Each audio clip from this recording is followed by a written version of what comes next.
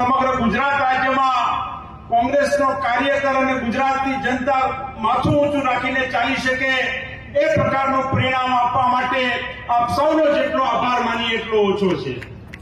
સમગ્ર ભારતીય જનતા પાર્ટીની સરકાર સરકારી મશીનરીનો પૂરેપૂરો ઉપયોગ કરે, દિલ્હીનું તમામ તંત્ર હોય, બેંકનું તમામ તંત્ર હોય, જિલ્લાના તમામ વહીવટી અધિકારીઓ ભારતીય જનતા પાર્ટીનો કાર્યકર બનીને કામ કરતા હોય એવી પરિસ્થિતિમાં આપ સૌએ ગેનીબેનને ચૂંટીને દિલ્હી મોકલ્યા છે અને આપ સૌનો જે વિશ્વાસ છે, વિશ્વાસ ક્યારે ઊંડો નહીં ઉતરે એની ખાતરી આપવા માટે પણ આપ સૌની વચ્ચે અમે આવ્યા છીએ।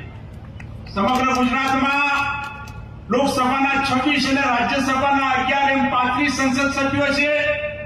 આ 35 સંસદ સભ્યોમાં 37 સંસદ સભ્યોમાં 35 ભારતીય જનતા પાર્ટીના અને 2 સંસદ સભ્યો આદરણીય શક્તિસિંહજી રાજ્યસભામાં અને ગેનીબેન લોકસભામાં આપણી વચ્ચે છે અને આ 35 સંસદ સભ્યોને ભારે પડે એવા સંસદ સભ્યો આજે આપણી વચ્ચે ઉપસ્થિત છે। સમગ્ર રાજ્યની અંદર ભારતીય જનતા પાર્ટીના શાસનમાં આજે એક પછી એક ભ્રષ્ટાચાર બહાર આવી રહ્યા છે, એક પછી એક ઘટનાઓ એવી બની રહી છે કે લોકોનો વિશ્વાસ આ સરકાર અને તંત્રમાંથી ઉઠી રહ્યો છે।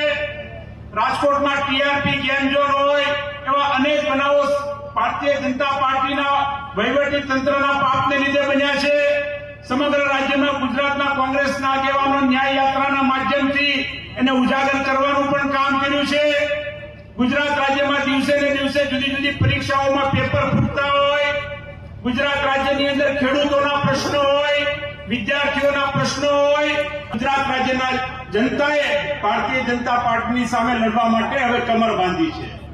ત્યારે આપ સૌનો વિશેષ પ્રેમ અને આશીર્વાદ આવનારા દિવસોમાં પણ મળશે એવો અમને પૂરેપૂરો વિશ્વાસ છે।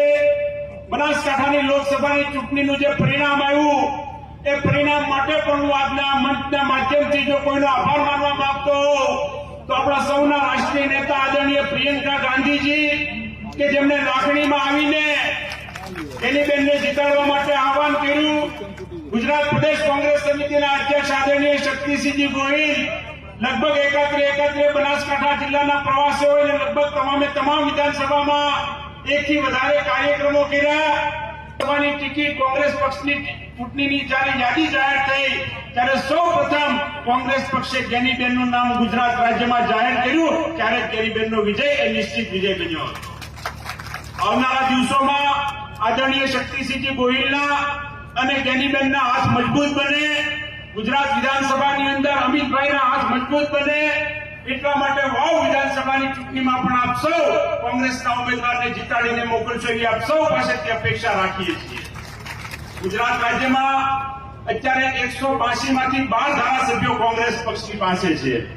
આ 12 માંથી 112 સુધી પહોંચવાનું છે અને એની શરૂઆત વાવ વિધાનસભામાંથી થશે એ વિશ્વાસ સાથે આપ સૌનો